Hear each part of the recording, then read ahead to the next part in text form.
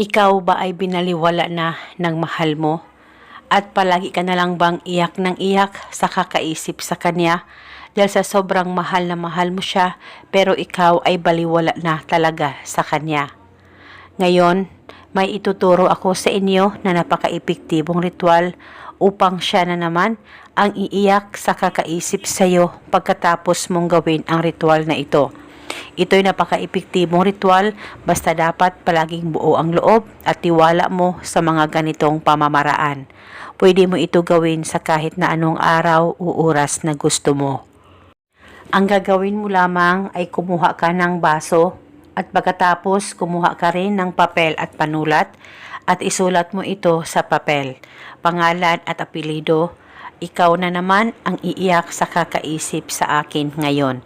Isulat mo lamang ito ng 3 beses. At pagkatapos mo nang masulat, ay tupiin ang papel kahit ilang tupi at ilagay o isilid ito sa baso na inihanda mo. At pagkatapos, kumuha ka lamang ng isang sibuyas, malaki o maliit na sibuyas ay pwedeng gamitin. At saka ilagay mo rin ito sa baso na inihanda mo na may papel. Isang buo ng sibuyas ang ilagay nyo po sa baso. At nang malagay mo na, hawakan saglit ang baso, pakaisipin mo siya ng mabuti.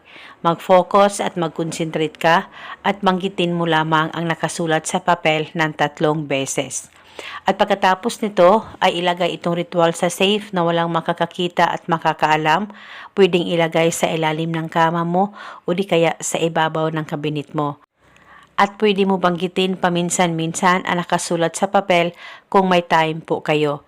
At isa itong gabay para patuloy ang pagmamahalan at relasyon ninyong dalawa ng mahal mo, malayo o malapit man kayo sa isa't isa. At paniguradong siya na naman ang iiyak sa kakaisip sa iyo. At eto muna sa ngayon, maraming salamat po sa panonood. May God bless us all.